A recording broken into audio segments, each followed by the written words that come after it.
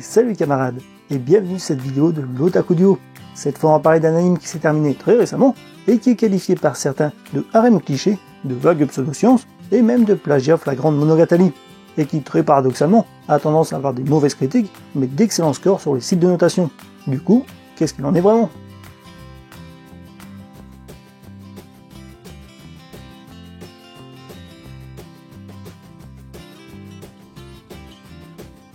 On suit le lycéen Sakuta, dont la vie prend un tournant des plus inattendus lorsqu'il rencontre la célèbre actrice adolescente Mai Sakurashima en tenue de bunny girl, errante tranquillement dans une bibliothèque sans que personne ne semble la voir. Appelant ce phénomène syndrome de l'adolescence, Sakuta décide de résoudre ce mystère tout en continuant à se rapprocher de Mai et en aidant d'autres filles souffrant de ce syndrome de l'adolescence.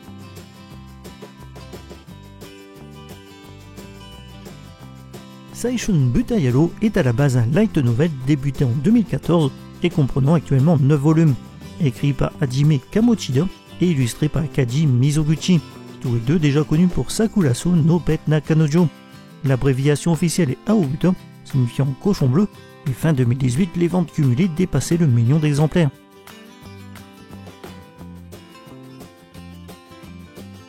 Cette adaptation couvre les 5 premiers tomes du light novel et a été animé par le tout jeune studio Cloverworks, un ancien studio de 1 Pictures refondé le 1er avril 2018, déjà connu pour Darling in the Franxx et qui réalise actuellement Yakusoku no Neverland.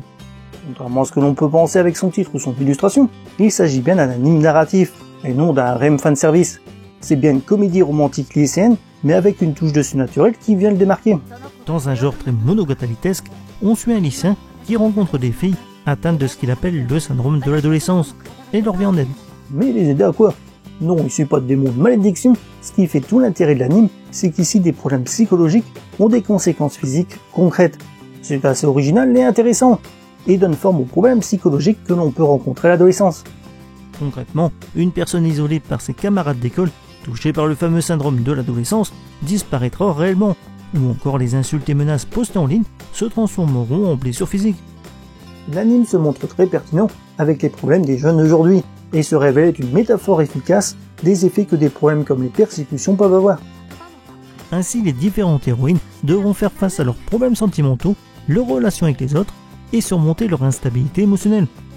L'alchimie entre les personnages, leurs interactions et les intrigues variées rendent l'anime vraiment très intéressant à suivre.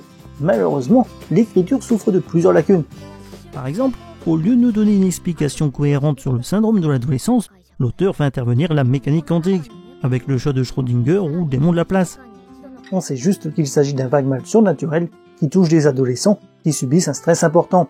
L'auteur sacrifie donc l'aspect psychologique pour la fiction, et ne fait qu'aborder sommairement des thématiques comme l'anxiété sociale ou la dépression. On peut également noter le manque de réaction totalement étrange des adultes.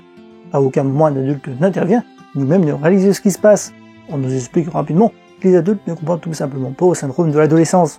Et de toute façon, aucun des protagonistes ne leur en parle. Ça serait un cas unique, ça serait crédible. Mais rien que dans l'entourage de Sakuta, il y a déjà 6 personnes différentes de toucher. Alors ce mot n'a pas l'air si rare que ça. On trouve également des similitudes avec la construction d'un scénario d'anime de type harem, sans le fanservice. Ainsi, le scénario est divisé en 5 arcs, chacun dédié à une nouvelle fille aidée par Sakuta, et qui, accessoirement, est généralement amoureuse de lui. En plus de cette construction plus que classique, il y a également un problème d'intégration et d'interaction entre les arcs. Quand son arc est fini, la fille se retrouve en personnage secondaire pour laisser place à une nouvelle fille, ce qui empêche de ressentir une évolution dans les personnages. Évidemment, j'ai pas eu le light novel d'origine, alors je peux pas dire si le problème vient de l'adaptation ou de l'œuvre d'origine, mais en tout cas on ressent bien trop le découpage des tomes. Pour bien comprendre, il faut voir que dans le light novel, un tome égale une fille, alors que dans l'adaptation, ils n'ont le droit qu'à des arcs de 2 à 3 épisodes, ce qui est pas franchement énorme. En plus de ça, il s'agit de l'adaptation d'un light novel qui est encore en cours. Du coup, forcément, on n'a pas toutes les réponses et il reste assez mystérieux.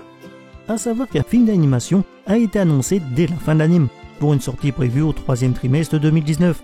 Celui-ci adaptera les tomes 6 et 7 du light novel.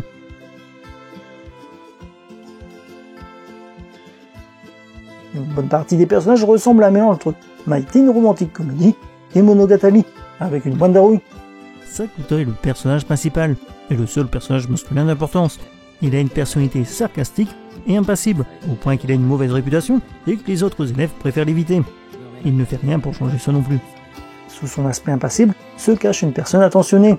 Il connaît ses limites et ses faiblesses, est également sincère et honnête. C'est sur son côté sarcastique que repose tout l'humour de la série. Le personnage principal féminin est Mai, la fameuse Bunny Girl. C'est une actrice célèbre depuis toute jeune et a un air très mature, ce qui lui donne un aspect prétentieux. Elle est intelligente, indépendante et honnête, mais se montre également sèche et tout aussi cynique que Sakuta, avec un côté tsundere. Ils forment le couple principal et on ressent une très bonne dynamique entre eux.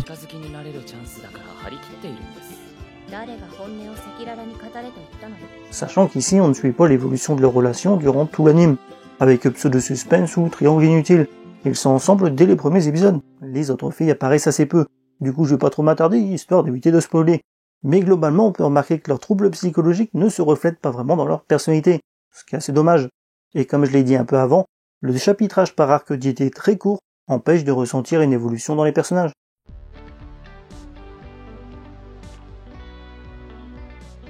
Ici, pas de folie. Les décors sont propres, ça bouge bien, les couleurs sont bien gérées, et j'ai bien aimé le chara-design. Mais malheureusement, c'est assez minimaliste. Les décors sont peu détaillés, il y a très peu de plans larges, et peu de profondeur de champ.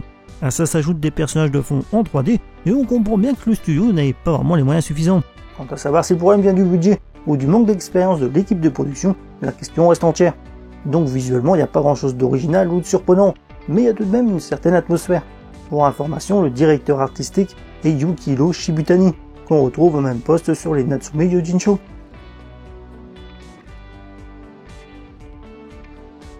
Si visuellement c'est minimaliste, pour les musiques c'est encore pire. La bande son est si discrète, se contentant parfois de 2 ou 3 notes de piano, qu'il me semble bien difficile de les évaluer. Les musiques font la part belle au piano et au violon, avec un ton calme et décontracté. Paradoxalement, l'opening lui est très bon, avec Kimi no Sei, une balade rock entraînante très efficace. Au niveau du doublage, pas de fausse note, toutes les voix correspondent aux personnages.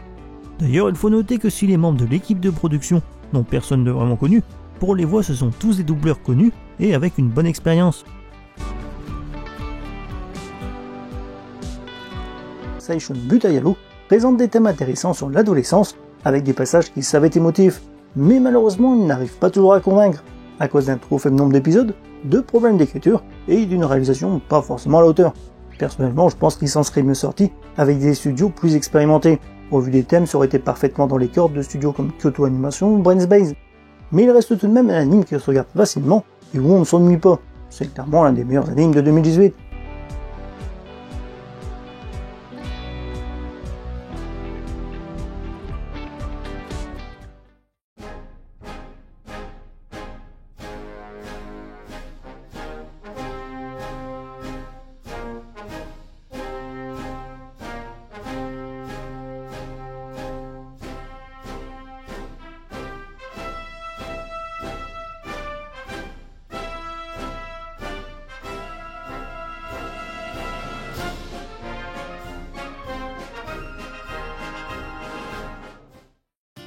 Voilà, c'est la fin de cette vidéo. Merci de l'avoir regardé. Si tu as des questions ou des remarques, les commentaires sont là pour ça. Et pour ne rater aucune de mes prochaines vidéos, je te conseille vivement de t'abonner à la chaîne. Et je te dis à bientôt pour une nouvelle vidéo.